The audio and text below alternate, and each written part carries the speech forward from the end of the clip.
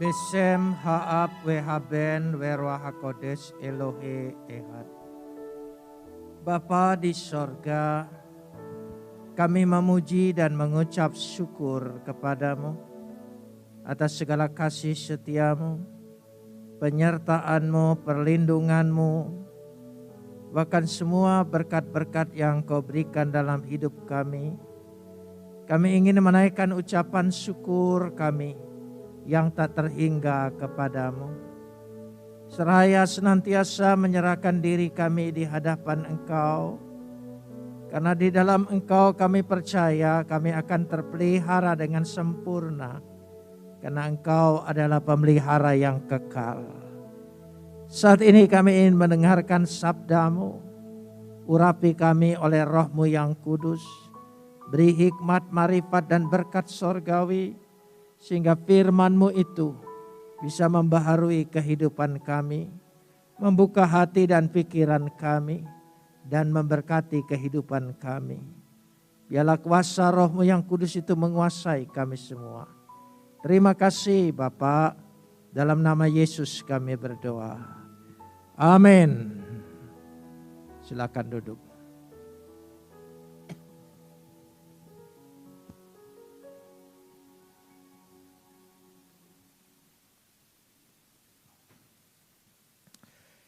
Shalom. Pagi ini kita akan bersama-sama membaca firman Tuhan yang terambil dari Injil Matius pasal yang pertama ayat 18 sampai ayat 25. Matius pasal 1 ayat 18 sampai ayat 25. Kita akan membacanya saling sahut bersahutan. Saya akan awali ayat 18, jemaat menjawab 19, dan seterusnya kita saling ganti bergantian sampai tiba pada ayat 25. Kelahiran Yesus Kristus adalah seperti berikut. Pada waktu Maria ibunya bertunangan dengan Yusuf, ternyata ia mengandung dari Roh Kudus sebelum mereka hidup sebagai suami istri. Ayat 19. Karena Yusuf suaminya seorang yang tulus hati dan tidak mau mencemarkan nama istrinya di muka umum, ia bermaksud menceraikannya secara diam-diam. Tetapi ketika ia mempertimbangkan maksud itu, malaikat Tuhan nampak kepadanya dalam mimpi dan berkata, Yusuf anak Daud, janganlah engkau takut mengambil Maria sebagai istrimu, sebab anak yang dikandungnya adalah dari Roh Kudus. Ia akan melahirkan anak laki-laki dan engkau akan menamakan dia Yesus, karena dialah yang akan menyelamatkan umatnya dari dosa mereka. Hal itu terjadi supaya genaplah yang difirmankan Tuhan oleh Nabi. Sesungguhnya anak darah itu akan mengandung dan melahirkan seorang anak laki-laki, dan mereka akan menamakan dia Immanuel, yang berarti Tuhan menyertai kita. Sesudah bangun dari tidurnya, Yusuf berbuat seperti yang diperintahkan malaikat Tuhan itu kepadanya. Ia mengambil Maria sebagai istrinya. Tetapi tidak bersetubuh dengan dia sampai dia melahirkan anaknya laki-laki, dan Yusuf menamakan dia Yesus. Kita sambut firman Tuhan, kapot lecha Adonai, Elohenu kapot lecha. Segala kemuliaan ya Adonai Tuhanku, kemuliaan bagimu. Saya ingin berandai-andai. Seandainya Yesus Kristus tidak lahir ke dunia, saya berpikir apa jadinya dengan manusia dan dunia. Hidup di dalam kegelapan, kekelaman, dan tidak memiliki kepastian keselamatan, serta tidak memiliki harapan yang sejati. Semua yang ada, tawaran di dunia ini, bukan kepastian dan bukan harapan. Dan itu hanya pemikiran, kerinduan dari manusia. Untuk beroleh kehidupan kekal dengan usaha dan upaya manusia yang fana, Sekali lagi bukanlah sebuah kepastian, tetapi itu hanya semoga atau mudah-mudahan.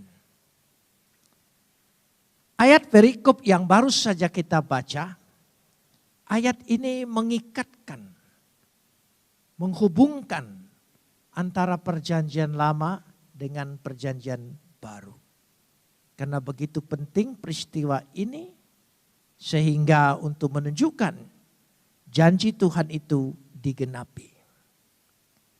Di sini ingin mengungkapkan bahwa semua nubuat dan janji Tuhan dalam perjanjian lama mengenai juru selamat atau Mesias itu digenapi di bacaan kita ini.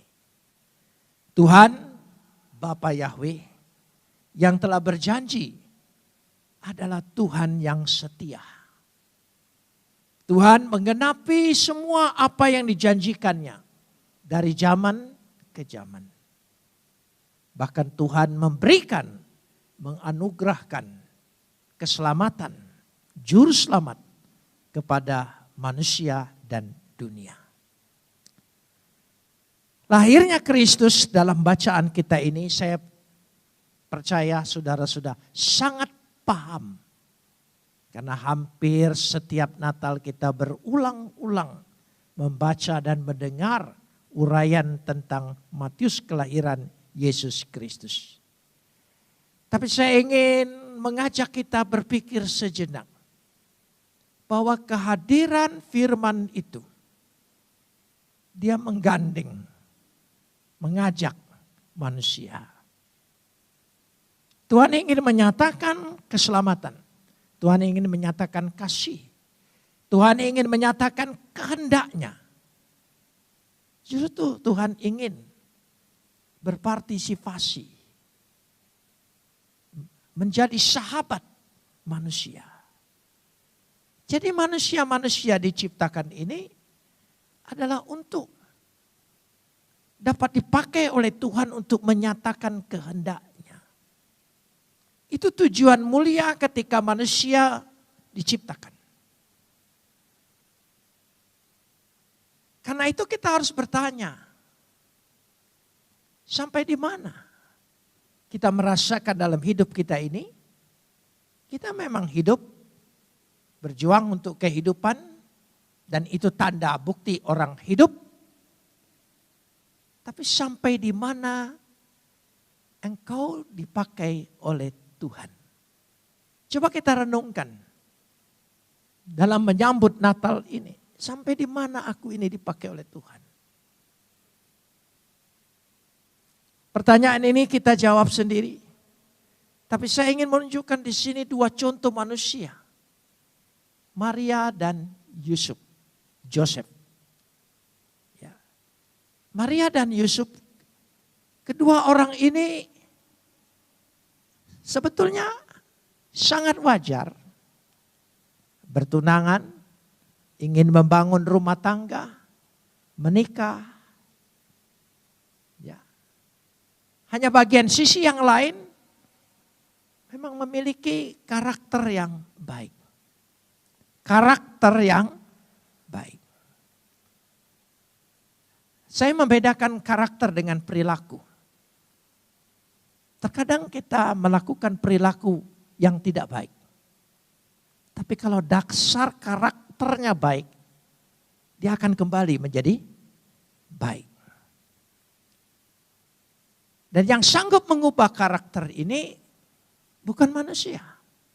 Bukan kita. Kita tidak sanggup melawannya. Terbentuknya terlalu banyak andil di tengah dunia ini. Manusia-manusia berdosa yang andil membentuk karakter kita. Keluarga, orang tua, masyarakat, keturunan, adat istiadat, semua berpartisipasi membentuk karakter kita. Siapa yang mampu mengubahnya? Kecuali karakter ilahi itu yang turun ke tengah dunia ini sanggup mengubah karakter-karakter kita. Karena itu kita seringkali merindukan punya perilaku yang baik. Tapi tidak pernah berhasil. Kita berusaha sebaik-baiknya. Tapi kita tidak mampu karakter yang sudah mendarah daging di dalam diri kita. Itu masalahnya. Maria dan Yusuf di sini, sehingga Tuhan berkenan untuk memakainya. Dan tidak tanggung-tanggung rencana yang sangat-sangat besar. Ajaib. Sangat penting. Luar biasa. Rencana Tuhan yang besar. Dia ingin nyatakan, justru di dalam diri kita yang dipilih oleh Tuhan. Tolong direnungkan. Rencana besar apa yang Tuhan inginkan dalam diriku di tengah dunia ini? Apakah sekedar berdoa ke gereja, dibaptis? Apakah itu? Saya percaya itu bukan rencana besar, itu rutinitas. Tapi ada rencana besar. Kalau saya perhatikan di sini bagaimana dua orang ini menjadi manusianya Tuhan, menjadi manusianya Tuhan. Tolong diingat. Manusia-manusianya Tuhan itu di mana? Kita, Anda, semua yang hadir. Ini manusia-manusianya Tuhan. Dipilih oleh Tuhan. Kita ini orang pilihan. Bukan pengikut. Kita orang pilihan. Apapun kita ini, kita adalah orang pilihan. Apakah orang pilihan itu istimewa, punya karakter yang teguh, kukuh, hebat? Tidak. Perhatikan dalam bacaan kita saja tadi. Saya kutip satu ayat saja, ayat yang ke-20. Saudara perhatikan di sini. Ya. Yusuf sebelumnya punya pikiran. Dia ingin menceraikan Maria secara diam-diam. Dia ragu-ragu. Dia takut. Dia khawatir. Sangat takut sekali saat itu. Dia takut. Bukan dia pemberani, dia hebat, dia Avenger, bukan. Dia punya kelemahan. Sehingga dia harus disapa oleh malaikat Tuhan. Yusuf, anak Daud, janganlah engkau takut. Tapi saya bisa terjemahkan dari Mephibosheth. Jangan ragu-ragu engkau mengambil Maria menjadi istrimu. Jangan takut. Apakah saudara pikir karena bacaan ini singkat, saat itu juga dia punya semangat, punya keberanian, hilang ketakutannya? Tidak, dia ada pergumulan. Itu manusia. Kita dengar firman Tuhan, tidak sekaligus kita langsung hebat kan? Kita tahu. Tapi ada proses terus. Nah, untuk menguatkan proses ini kita akan bicara. Siapa yang berperanan? Siapa yang berperanan? Hidup kita ini semua Tuhan yang punya peranan. Tapi ada bagian-bagiannya yang bisa kita lihat. Tentu saja. Ada sebuah dialog, sebuah pergumulan. Yang tentu tidak ditulis karena ini bukan novel. Ini berita keselamatan.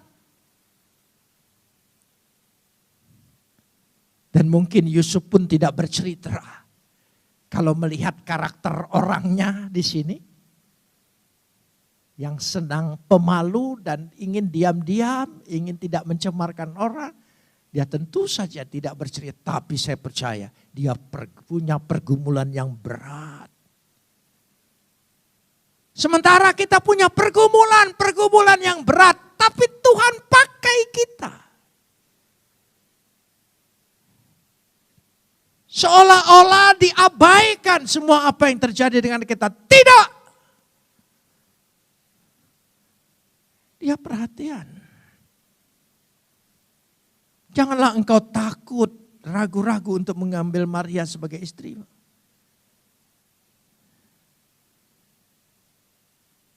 Lalu perhatikan ayat 20 selanjutnya. Masih ayat 20. Dalam sini. Sebab anak yang di dalam kandungannya adalah dari Roh Kudus. Dari Roh Kudus. Geneten X. Ada sesuatu yang keluar. Pneumatos estin hagio. Dan sebelumnya juga ayat 18 berkata, ternyata ia mengandung dari Roh Kudus. Peranan Roh Kudus. Pekerjaan Roh Kudus. Sehingga firman itu bisa hadir di tengah dunia ini. Menjadi daging. Itu Roh Kudus.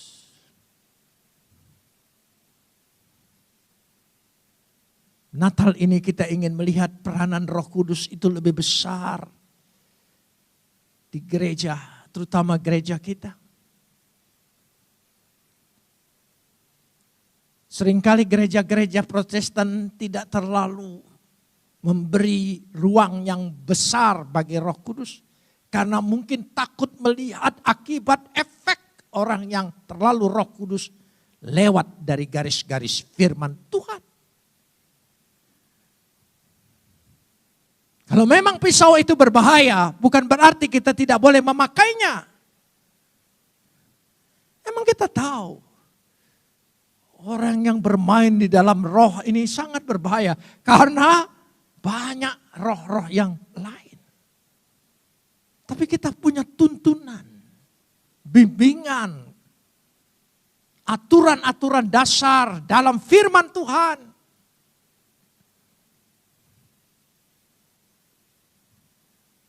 Roh Kudus menurunkan firman dari sorga ke bumi. Sehingga manusia dapat melihat sosok firman itu hadir sebagai manusia di tengah bumi. Itu pekerjaan siapa? Roh Kudus. Jadi kalau kita ingin melihat Kristus hadir dalam hidup kita. Kristus sungguh-sungguh berwujud dalam kehidupan kita. Kita harus memberikan dan percaya dan sekaligus memberikan porsi kepada peranan Roh Kudus di dalam kehidupan kita. Ini penting. Roh Kuduslah yang menaungi Maria sehingga dia mengandung.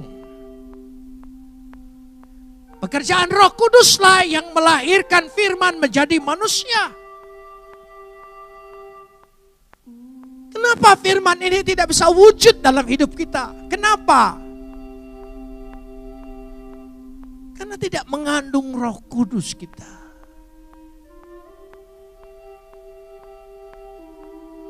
Kita harus memberikan porsi itu. Yang saya maksudkan memberikan porsi ini yang benar, bukan tiba-tiba saudara menjadi aneh, segala seperti roh, kerasukan, bukan. Bukan itu. Tapi bagaimana firman itu bisa sungguh menjadi daging kehidupan kita, perilaku kita. Roh Kudus.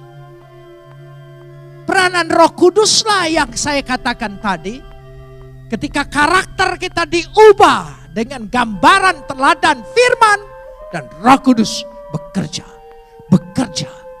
Proses dia lakukan. Dia tahu caranya. Dia tahu caranya. Malaikat tahu caranya. Bagaimana berbicara dengan Maria. Bagaimana dia berbicara dengan Yusuf.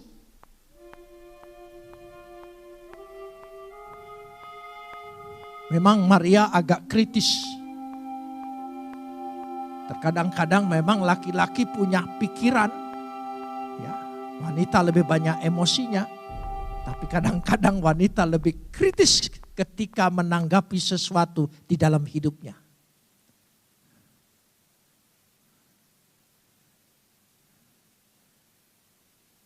Cukup dengan Yusuf mimpi saja, percaya.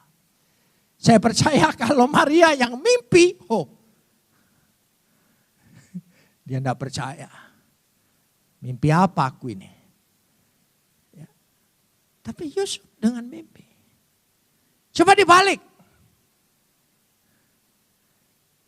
Malaikat hadir di tengah Yusuf. Wah, barangkali dia sudah jantungan, saudara. Tapi inilah yang terjadi. Berarti firman dari sorga datang ke bumi itu oleh pekerjaan Roh Kudus. Kita menerima Yesus itu hasil pekerjaan Roh Kudus.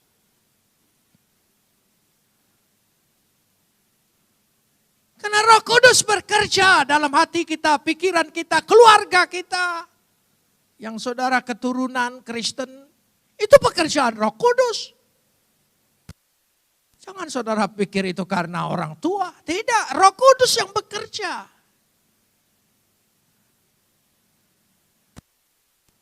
Untuk mengerti firman Tuhan. Itu pekerjaan Roh Kudus. Untuk bisa terima Yesus. Dia satu-satunya juru selamat kita. Junjungan ilahi kita. Itu Roh Kudus. Kalau bukan Roh Kudus. Saya pun tidak mungkin bisa menerimanya. Dan saudara pun tidak mungkin bisa menerimanya. Saudara bisa murtad. Walaupun 7 turunan Kristen.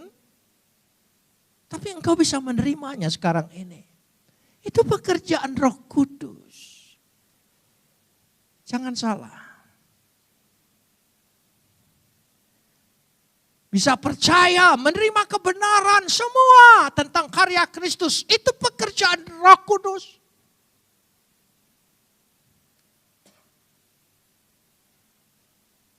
Jadi menerima karya penebusan Kristus.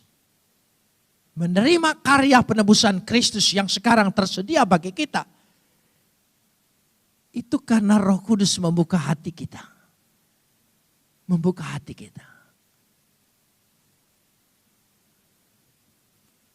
Roh Kudus yang membuka hati kita. Roh Kudus harus kita percayai. Betul-betul satu pribadi yang datang dari diri Tuhan. Firman satu pribadi, Roh Kudus satu pribadi. Yang datang dari dalam diri Bapa Yahweh. Untuk melaksanakan keselamatan. Yesus sudah laksanakan penebusan itu. Tapi dia akan mengerjakan keselamatan di dalam setiap diri-diri manusia. Itu pekerjaan Roh Kudus. Pribadi dia yang bekerja. Pribadinya yang berkarya, menguasai pikiran hati kita. Yang terus memberikan kekuatan kepada kita ketika kita dihinggapi rasa ketidaktaatan, kejenuhan. Itu ada kan pada kita. Karena kita ini manusia hidup. Pasti ada kecewa, jenuh.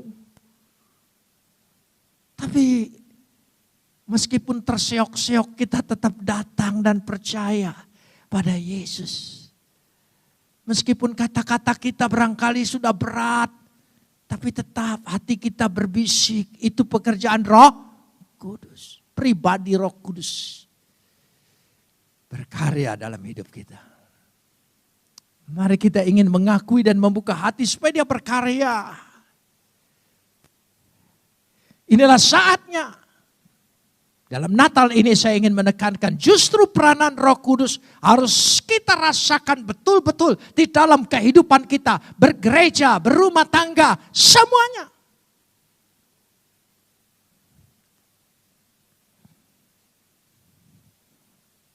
Jadi kita harus betul-betul percaya pada Roh Kudus. Mengerti Roh Kudus dengan benar.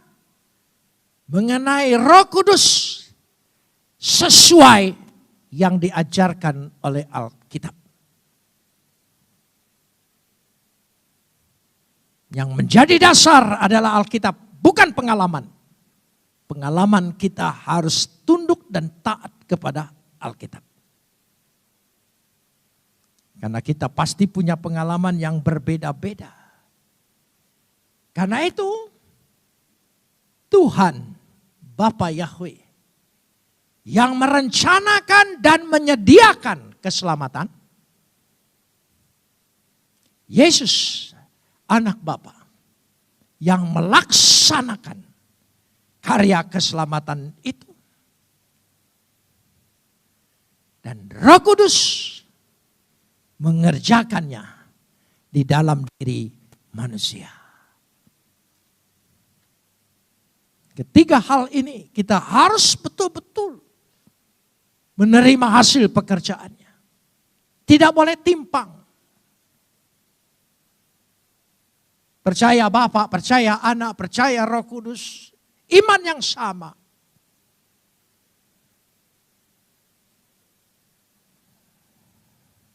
Saya ingin mengajak saudara merenung. Karena Natal ini baik sekali kita ingin berkontemplasi.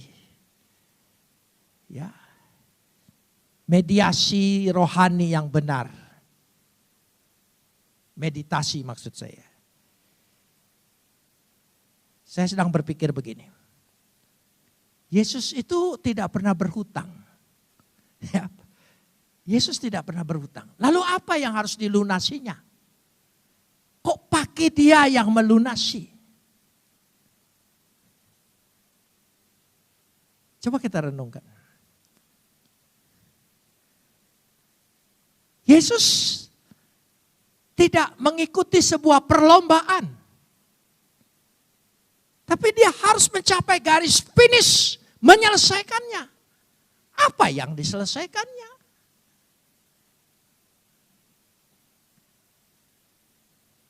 Apakah Yesus tidak sempurna sehingga harus disempurnakan di atas kayu salib? Tidak, dia sempurna. Tapi apa yang disempurnakannya di atas kayu salib kalau bukan saya dan kita semua? Amin.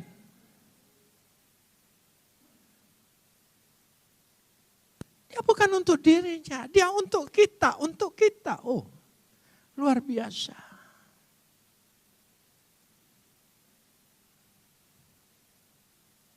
Kalau orang miskin jadi kaya itu mudah. Mudah.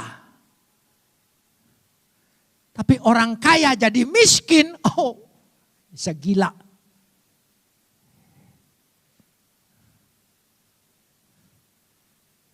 Saya baru mendengar jemaat pelayanan saya di desa baru meninggal. Karena ketipu. Uang 200 juta. Bagi orang kampung itu harta benda yang luar biasa. Langsung mati. Tidak mudah jadi miskin. Kenapa dia datang ke tengah dunia ini, lahir dan sebagainya, hidup sebagainya, penuh dengan kemiskinan.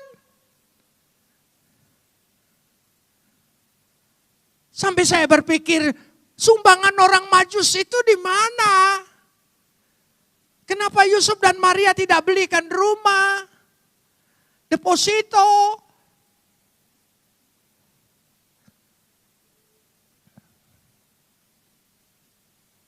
Penuh kesengsaraan. Dia membantu Yusuf sebagai tukang kayu. Tukang loh.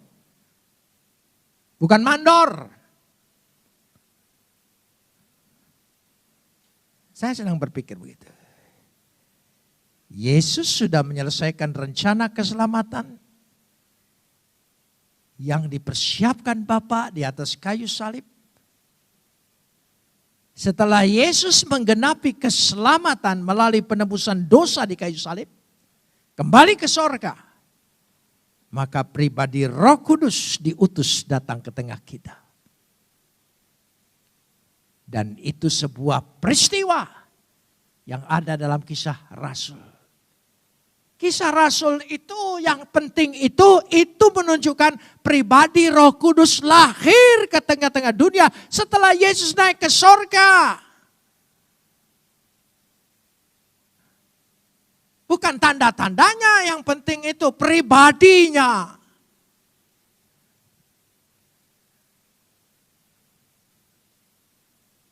Maka dikatakan, kalau aku membaptiskan kamu dengan air, tapi dia akan membaptiskan kamu dengan Roh Kudus dan api. Di mana apinya? Apa karena ada lidah-lidah api menyala-nyala? Api dalam pengertian perjanjian lama sampai perjanjian baru adalah artinya bagaimana hukuman Tuhan dimusnahkan. Jadi ketika kita dibaptis dalam nama Yesus, dipenuhi Roh Kudus, dosa kita dihapus, hukuman kita lenyap. Kita tidak hidup sebagai orang hukuman. Kita adalah anak-anak merdeka, anak. Amin. Di situ. Karena Roh Kudus itu diberikan. Saya ingin mengajak kita membaca sejenak Nehemia pasal 9 ayat 20. Nehemia pasal 9 ayat 20. Sudah ditayangkan? Dikatakan di situ apa? Dan engkau memberikan kepada mereka rohmu yang baik. Rohmu yang baik.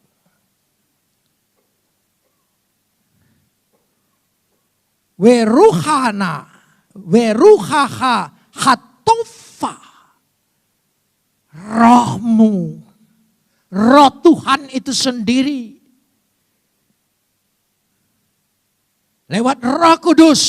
Pribadi Roh Kudus. Kita menerima roh Tuhan itu. Nah hatta engkau berikan.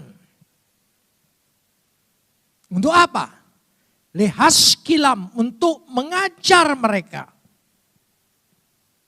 Bahkan memberkati kita. Memberi kita makanan. Perhatikan. Umanha dan manamu. Ya. Lo manata, tidak engkau tahan. Lewat Roh Kudus. Dari mulut mereka. Dan engkau memberikan apa? Umayim, air. Sehingga mereka tidak dahaga. Itu di padang gurun. Dalam segala sesuatu Tuhan sudah berikan semuanya. Janji Tuhan.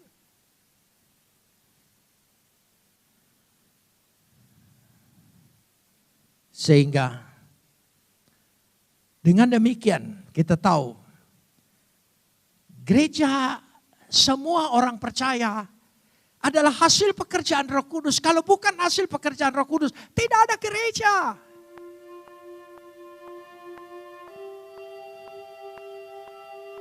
Roh Kudus yang turun memenuhi orang percaya. Roh Kudus yang memberikan kekuatan orang percaya, rasul-rasul untuk bersaksi. Roh Kudus yang mengutus rasul-rasul ke seluruh dunia. Roh Kudus yang mengilhamkan sehingga membuat rasul-rasul mencatat dan menulis, jadinya firman Tuhan, kitab. Roh Kuduslah yang memenuhi dengan kuasa, hikmat, pengertian, kekuatan, iman di dalam diri kita. Amin. Roh Kudus.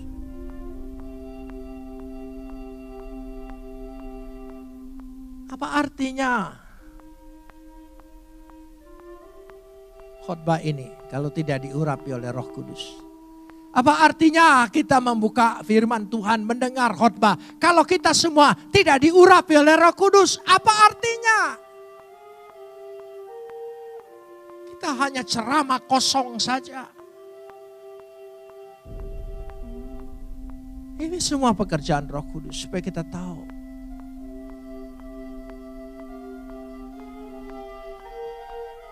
Dikatakan di dalam Kisah 5 ayat 32. Kisah 5 ayat 32. Kita lihat dulu. Dan kami adalah saksi dari segala sesuatu. Kami dan apa? Roh Kudus. Roh Kudus yang turut bersaksi di dalam diri kita. Yang memberikan keberanian, kekuatan kepada kita.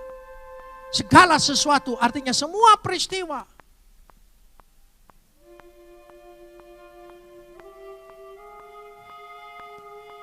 Yesus mati di kayu salib untuk menebus dosa.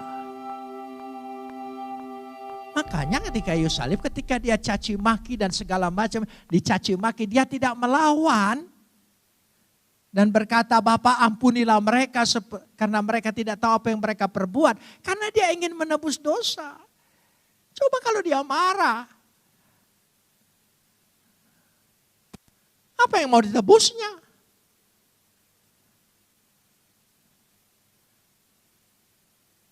Karena kita. Semua yang dia buat karena kita. Coba akui. Dia lahir buat siapa? Dia lahir buat siapa? Coba kita katakan, buat saya. Buat saya. Bukan, jangan lihat yang lain. Buat saya. Nanti sayanya menjadi orang percaya. Buat saya. Natal ini buat saya. Dia mau mati dan semuanya buat saya, buat saya, buat saya. Baca Alkitab dengan seperti itu. Saya percaya Roh Kudus akan berkarya. Roh Kudus akan bergerak di dalam hidup kita. Memberikan sesuatu semangat, kuasa luar biasa. Dan akan terjadi apa? Kegerakan Roh Kudus yang luar biasa.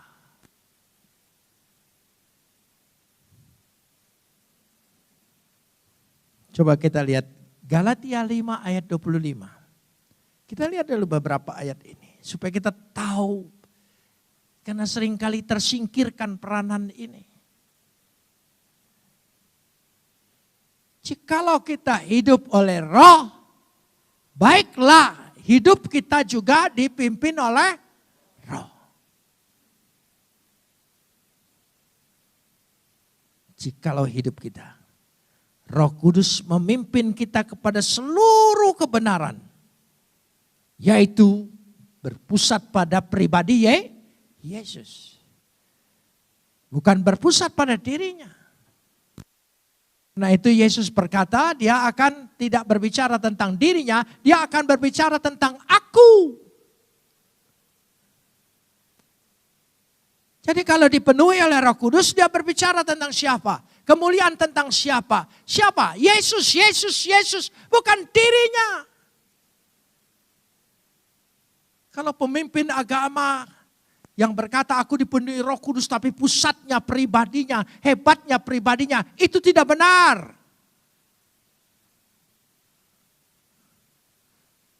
Karena Roh Kudus akan bercerita satu pribadi.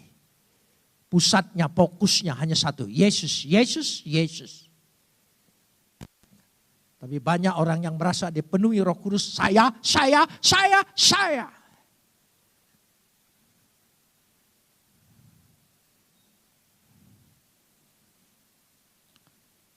Roh Kudus adalah roh kebenaran.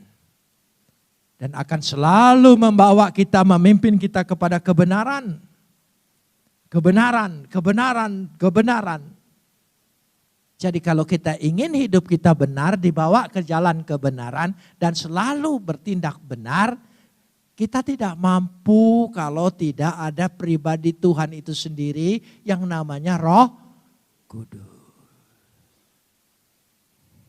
Kita bertobat oleh pekerjaan Roh Kudus. Ketika kita hidup dan menghidupi pertobatan kita, peranan Roh Kudus tidak pernah berhenti membentuk karakter kita, membimbing, memimpin kita. Karena kita kurang berdoa minta Roh Kudus. Makanya kita berjuang sendiri. Ingin menjadi baik kita sendiri, tidak punya kekuatan, ada kemauan tapi tidak punya kekuatan.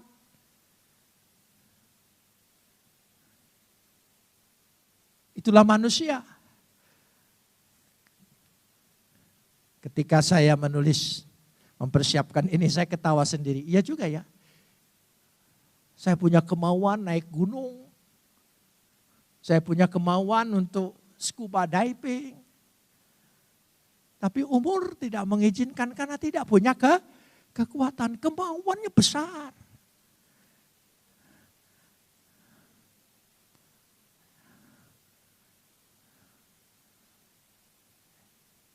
Saya lihat orang bagi jumping itu.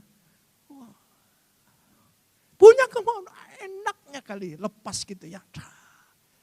Tapi pasti lepasnya sekaligus itu. Jantungnya juga lepas. Nah itu manusia. Saya ingin kasih contoh saja. Apalagi spiritual, rohani kita. Kita perlu Roh Kudus yang selalu menguatkan kita. Berdoa minta Roh Kudus.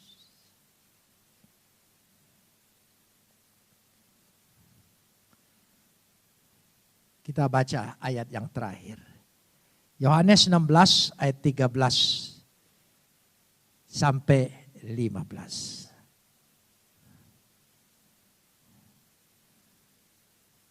Tetapi apabila Ia datang, yaitu Roh kebenaran, Ia akan memimpin kamu ke dalam seluruh kebenaran. Lanjut. Ya. Sebab Ia tidak akan berkata-kata dari dirinya sendiri. Tetapi segala sesuatu yang didengarnya itulah yang akan dikatakannya. Ya. Dan Ia akan memberitakan kepadamu hal-hal yang akan datang. Lanjutkan. Ia akan memuliakan aku. Sebab Ia akan memberitakan kepadamu apa yang diterimanya daripadaku. Tidak keluar garis.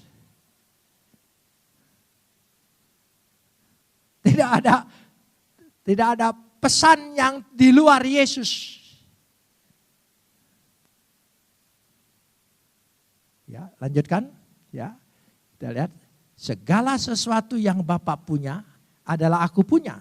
Sebab aku berkata, ya, ia akan memberitakan kepadamu apa yang diterimanya daripadaku.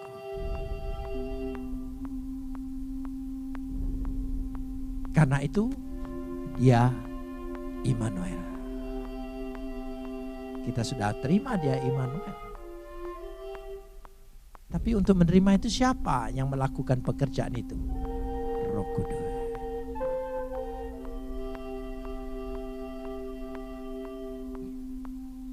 Bapak, seringkali kita berdoa kan?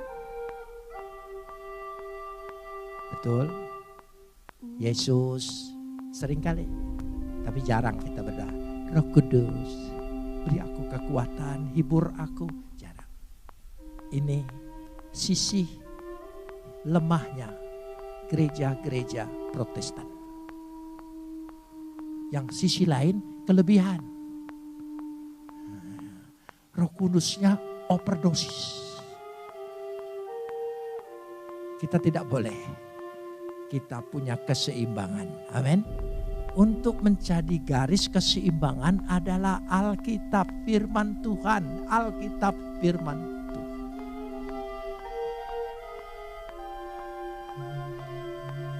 Mari kita berdoa.